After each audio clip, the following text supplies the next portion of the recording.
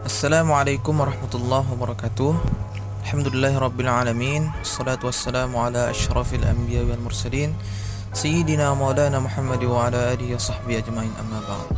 Perkenalkan, nama saya Ahmad Fadilah. Kali ini saya akan kembali membuat sebuah video dalam rangka memenuhi final tes mata kuliah manajemen dakwah yang diampu oleh Ibu Rizkiatul Hasanah MSos tentang mind mapping atau peta konsep materi manajemen dakwah dari lanjutan materi sebelumnya, yaitu dari materi ke-6 sampai materi ke-11. Ini adalah mind mapping atau peta konsep yang sudah saya siapkan, yang nantinya menjadi acuan dalam pembahasan di video kali ini. Langsung saja kita akan masuk ke materi yang ke-6, yaitu tentang budaya organisasi dalam manajemen dakwah dan perencanaan dakwah strategis. Budaya organisasi adalah suatu karakteristik yang ada di suatu kelompok dan digunakan sebagai tuntunan mereka dalam berperilaku serta membedakannya dengan kelompok lain. Artinya, budaya organisasi merupakan suatu norma dan nilai-nilai perilaku yang harus dipahami dan dipatuhi oleh kelompok orang yang menganutnya. Karakteristik budaya organisasi adalah inovasi dan keberanian mengambil risiko, perhatian pada hal-hal rinci, orientasi hasil, orientasi orang, orientasi tim, keagresifan, dan stabilitas. Perencanaan dakwah adalah suatu proses penetapan tujuan, sasaran, dan cara mencapai tujuan dakwah melalui berbagai kegiatan dakwah dan memperhitungkan kemungkinan-kemungkinan yang akan terjadi, serta melibatkan semua sumber daya yang dapat mendukung keberhasilan dakwah. Manfaat perencanaan dakwah: pertama, dapat memberikan batasan tujuan atau sasaran dan target dakwah sehingga mampu mengarahkan dai secara tepat dan maksimal. Kedua, menghindari penggunaan secara sporadis sumber daya insani dan menghindari pula benturan di antara aktivitas dakwah yang tumpang tindih. Ketiga, dapat melakukan prediksi dan antisipasi mengenai berbagai problem dan merupakan sebuah persiapan dini untuk memecahkan masalah dakwah. Yang keempat, merupakan usaha untuk menyiapkan kader dai dan mengenal fasilitas, potensi, dan kemampuan umat. Kelima, dapat melakukan pengorganisasian dan penghematan waktu dan pengelolaannya secara baik. Yang keenam, menghemat fasilitas dan kemampuan insani serta material yang ada. Yang ketujuh, dapat dilakukan pengawasan sesuai dengan ukuran-ukuran objektif dan tertentu. Yang kedelapan, merangkai dan mengurutkan tahapan-tahapan pelaksanaan sehingga akan menghasilkan program yang terpadu dan sempurna. Jenis-jenis perencanaan dakwah: yang pertama, rencana strategis dan rencana operasional. Rencana strategis merupakan rencana yang berlaku bagi seluruh organisasi, yaitu menentukan sasaran umum organisasi dan berusaha menempatkan organisasi tersebut ke dalam lingkungannya. Sedangkan rencana operasional adalah rencana yang menempatkan rincian tentang cara mencapai keseluruhan tujuan organisasi. Yang kedua, rencana jangka pendek dan jangka panjang. Rencana jangka pendek adalah rencana dengan asumsi kerangka waktu paling tidak selama 1 tahun. Sedangkan rencana jangka panjang adalah rencana dengan kerangka batas waktu 3 tahun ke atas. Untuk jangka menengah adalah periode waktu di antara keduanya. Yang ketiga, rencana khusus dan rencana yang mengarahkan. Rencana khusus adalah sebuah rencana yang telah dirumuskan dengan jelas serta tidak menyediakan ruang bagi interpretasi. Sedangkan rencana yang mengarahkan lebih menekankan pengidentifikasian garis-garis pedoman umum. Jadi, rencana yang mengarahkan adalah rencana yang fleksibel yang menetapkan pada pedoman umum. Namun perlu diingat, sisi negatif dari rencana ini adalah hilangnya kejelasan pada rencana khusus. Yang keempat, rencana sekali pakai dan rencana tetap. Rencana sekali pakai adalah rencana yang digunakan sekali saja, yang dirancang untuk memenuhi kebutuhan situasi khusus dan diciptakan sebagai respons terhadap keputusan yang terprogram yang diambil oleh para manajer. Kebalikan dari rencana ini adalah rencana tetap, yaitu rencana yang tetap ada memberikan bimbingan bagi kegiatan yang dilakukan secara berulang-ulang dalam organisasi. Sasaran dasar perencanaan dakwah. Yang pertama, multinitas sasaran. Aktivitas organisasi dakwah itu tidak hanya bertujuan pada konteks ubudiyah atau vertikal sasaran keimanan saja, tapi organisasi dakwah itu haruslah merambah segala lini dan menyentuh kehidupan yang lebih esensi. Sebagai contoh, dalam aktivitas dakwah tidak hanya dakwah bil lisan saja, tapi dakwah bil qalam dan dakwah bil hal yang melakukan pemberdayaan, menolong orang-orang fakir miskin lewat ajang kegiatan-kegiatan sosial, pendidikan, dan ekonomi. Yang kedua, sasaran yang ditetapkan dakwah. Sasaran yang ditetapkan adalah pernyataan-pernyataan resmi organisasi agar dipercaya oleh publik sebagai sasarannya. Dalam organisasi dakwah, sasaran ini bisa dalam bentuk pamflet, selebaran, dan buletin yang dikeluarkan. Pada tataran ini, seorang manajer dakwah bertanggung jawab terhadap pernyataan yang telah dikeluarkan jika terjadi masalah atau konflik dari sifat umum. Yang ketiga, cara tradisional menetapkan sasaran dakwah. Sasaran dakwah secara tradisional bertujuan untuk memandu dan mengontrol arah yang sudah ditetapkan para manajer. Pengertian penetapan sasaran tradisional adalah sasaran yang ditetapkan, kemudian diklasifikasikan menjadi sub-sasaran untuk setiap hierarki organisasi. Yang keempat, manajemen berdasarkan sasaran. Pada manajemen berdasarkan sasaran ini merupakan salah satu manajemen yang banyak digunakan oleh organisasi-organisasi. Manajemen berdasarkan sasaran atau MBO, manajemen by objective, yaitu sistem manajemen di mana sasaran kinerja yang terperinci ditentukan bersama-sama oleh anak buah dengan pimpinan mereka. Kemajuan menuju sasaran itu secara periodik ditinjau dan diberikan reward berdasarkan kemajuan itu. MBO juga bertujuan untuk memotivasi para bawahan. Sisi kelemahan sebuah perencanaan. Yang pertama, perencanaan dapat menciptakan sebuah kekakuan. Yang kedua, rencana tidak dapat dikembangkan bagi suatu lingkungan yang dinamis. Yang ketiga, rencana-rencana formal tidak dapat menggantikan intuisi dan kreativitas. Yang keempat, rencana memusatkan perhatian para manajer pada persaingan. Kita akan masuk ke materi yang ketujuh tentang pengorganisasian lembaga dan kegiatan dakwah. Bentuk-bentuk organisasi dakwah. Yang pertama, spesialisasi kerja. Manajemen spesialisasi kerja diartikan sebagai tingkat kemampuan seseorang dalam melakukan pekerjaan yang ditekuninya, dan tugas-tugas organisasi dibagi menjadi pekerjaan-pekerjaan terpisah atau pembagian kerja. Yang kedua, departementalisasi dakwah. Setelah unit kerja dakwah dibagi-bagi melalui spesialisasi kerja, maka selanjutnya diperlukan pengelompokan pekerjaan-pekerjaan yang diklasifikasikan melalui spesialisasi kerja, sehingga tugas yang sama atau mirip dapat dikelompokkan secara bersama-sama sehingga dapat dikoordinasikan. Yang ketiga, rantai komando. Rantai komando adalah sebuah garis wewenang yang tidak terputus yang membentang dari tingkat atas organisasi terus sampai tingkat paling bawah dan menjelaskan hasil kerja dakwah ke departemen masing-masing. Yang keempat, rentang kendali. Rentang kendali merupakan suatu konsep yang merujuk pada jumlah tambahan yang dapat disupervisi oleh seorang manajer secara efisien dan efektif.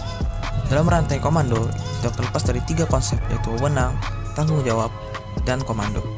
Yang kelima, sentralisasi dan desentralisasi. Sentralisasi diartikan sebagai kadar sampai di mana pengambilan keputusan terkonsentrasi pada hierarki atau wewenang formal, yaitu hak-hak inheren dalam posisi seseorang. Sementara desentralisasi adalah pengertian terbaik dalam artian pengalihan wewenang untuk membuat keputusan ke tingkat yang lebih rendah dalam suatu organisasi. Yang keenam, formalisasi dakwah. Formalisasi dakwah adalah sejauh mana pekerjaan atau tugas-tugas dakwah dalam sebuah organisasi dakwah dilakukan, dan sejauh mana tingkah laku, skill, dan keterampilan para dai dibimbing dan diarahkan secara prosedural oleh peraturan. Desain pengorganisasian. Desain pengorganisasian tergantung dari tiga komponen, yaitu strategi, teknologi, dan derajat ketidakpastian lingkungan organisasi tersebut. Desain pengorganisasian dakwah terdiri dari: yang pertama, organisasi yang mekanistik. Struktur organisasi mekanistik adalah sebuah struktur organisasi yang dicirikan oleh spesialisasi yang tinggi, departementalisasi yang luas, rentang kendali yang sempit, normalisasi yang tinggi, jaringan informasi yang tertulis, dan partisipasi yang kecil dalam mengambil keputusan dan pekerja di bawahnya. Yang kedua, organisasi organik. Organisasi organik adalah suatu struktur pengorganisasian yang sangat adaptif dan fleksibel dengan spesialisasi kerja yang sedikit, formalisasi yang minimal, dan supervise langsung ke para pekerja junior. Dalam organisasi organik ini dilakukan pembagian kerja bagi para dai dan mereka diberi kuasa penuh untuk menangani masalah yang terjadi pada mad'u. Strategi dan struktur dakwah. Struktur organisasi dakwah adalah sarana untuk menolong para manajer dakwah dalam mencapai sasaran, karena sasaran dakwah itu dirumuskan dari strategi organisasinya. Tegasnya, struktur organisasi dakwah harus mengikuti strategi dakwah. Strategi dan struktur dalam organisasi dakwah difokuskan pada unsur-unsur sebagai berikut. Yang pertama, inovasi para pelaku dakwah yang akan mencerminkan usaha organisasi untuk mengejar inovasi menghadapi mad'u. Yang kedua, minimalisasi biaya yang mencerminkan usaha organisasi untuk melakukan pengendalian biaya secara ketat dalam aktivitas dakwah. Adapun faktor yang mempengaruhi strategi dan struktur organisasi dakwah dalam pengorganisasiannya adalah: yang pertama, takaran dan struktur; yang kedua, teknologi dan struktur; dan yang ketiga, ketidakpastian lingkungan. Komunikasi dan desain organisasi dakwah. Penggunaan teknologi informasi sangat mempengaruhi cara anggota organisasi dakwah dalam berkomunikasi, menyampaikan informasi, dan dalam menyampaikan aktivitas mereka. Komunikasi dan pertukaran informasi di antara anggota organisasi tidak lagi dibatasi oleh ruang dan waktu, sedangkan implikasinya terhadap desain organisasi dakwah sekarang yang berbasis tim dan tanpa batas tidak akan terlaksana tanpa ketersediaan dan mudahnya mengakses informasi yang dimungkinkan oleh sarana informasi. Tujuan pengorganisasian. Yang pertama, membagi kegiatan-kegiatan dakwah menjadi departemen-departemen atau divisi-divisi dan tugas-tugas yang terperinci dan spesifik. Yang kedua, membagi kegiatan dakwah serta tanggung jawab yang berkaitan dengan masing-masing jabatan atau tugas dakwah. Yang ketiga, mengkoordinasikan berbagai tugas organisasi dakwah. Yang keempat, mengelompokkan pekerjaan-pekerjaan dakwah ke dalam unit-unit. Yang kelima, membangun hubungan di kalangan dai, baik secara individual, kelompok, dan departemen. Yang keenam, menetapkan garis-garis wewenang formal. Yang ketujuh, mengalokasikan dan memberikan sumber daya organisasi dakwah. Dan yang kedelapan, dapat menyalurkan kegiatan-kegiatan dakwah secara logis dan sistematis. Kita lanjut ke materi yang ke-8 tentang uraian pekerjaan dan hierarki kerja. Manajemen puncak. Manajemen puncak atau top level management merupakan tingkat manajemen paling atas dan juga mempunyai otoritas yang paling tinggi pada suatu organisasi perusahaan serta memiliki tanggung jawab langsung kepada pemilik perusahaan. Tingkat manajemen puncak memiliki hal penuh untuk mengangkat, memilih, serta memberhentikan manajemen lain yang berada di bawahnya.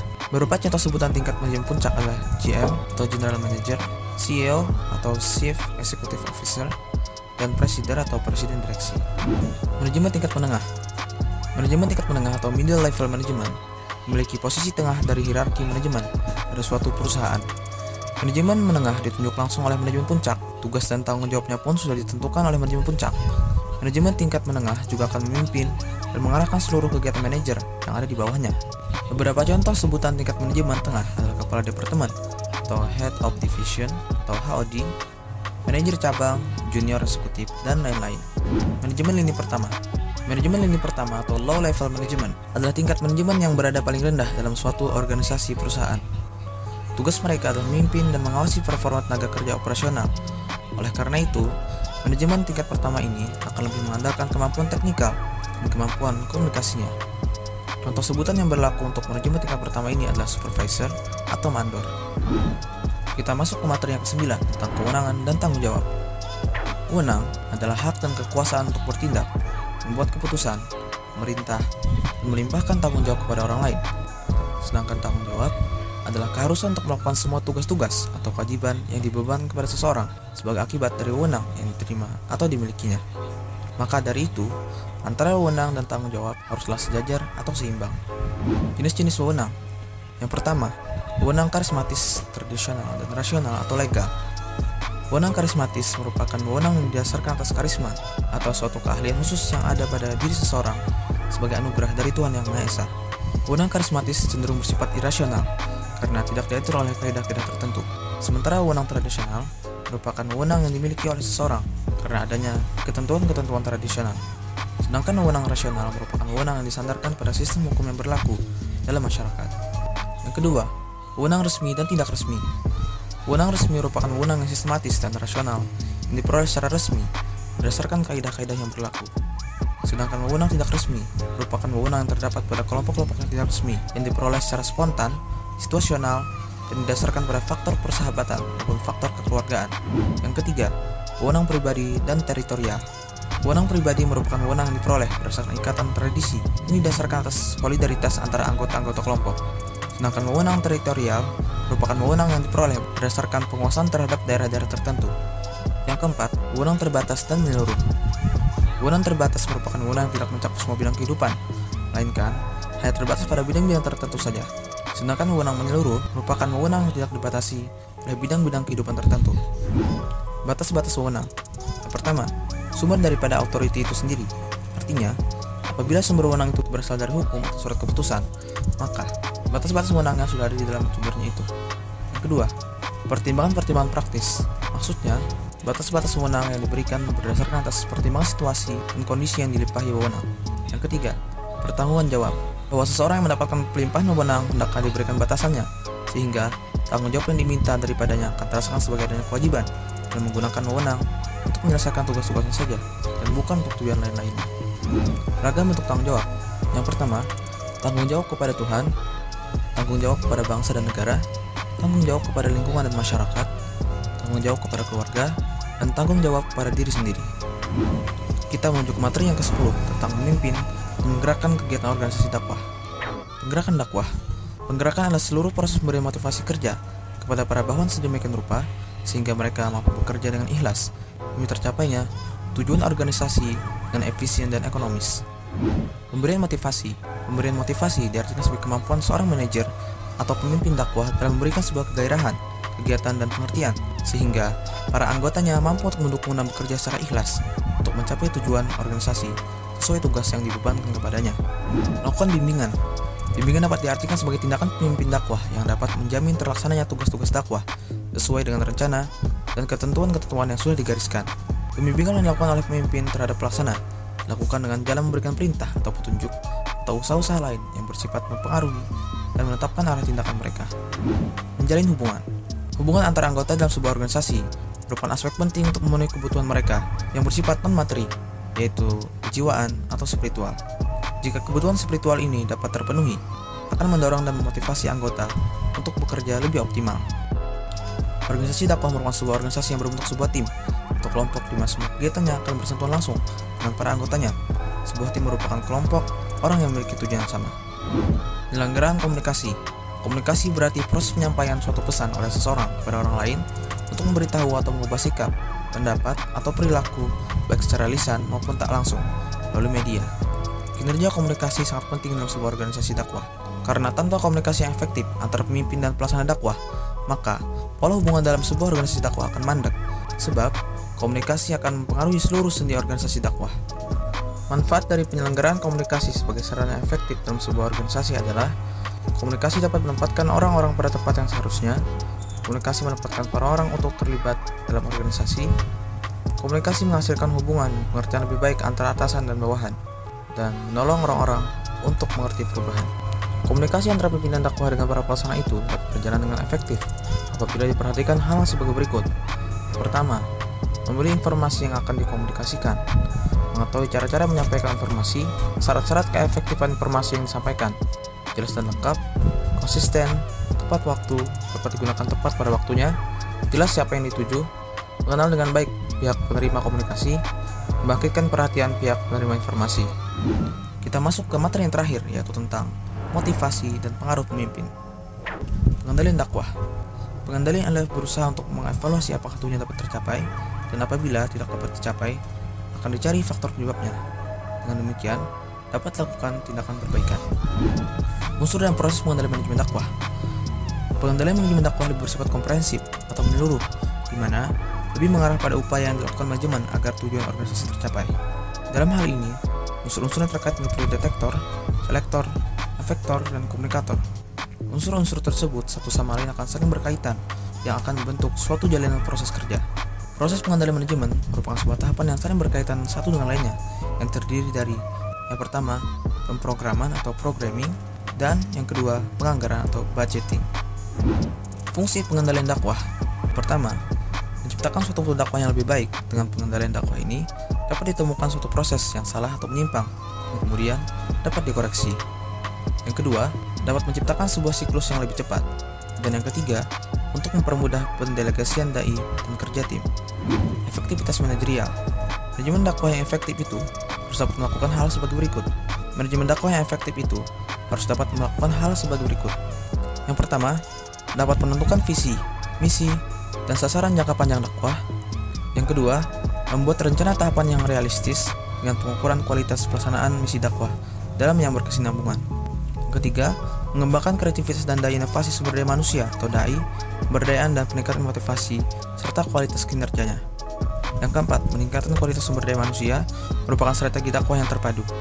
Dan yang kelima, proses pengambilan keputusan dilaksanakan dengan memperhatikan aspirasi mad'u.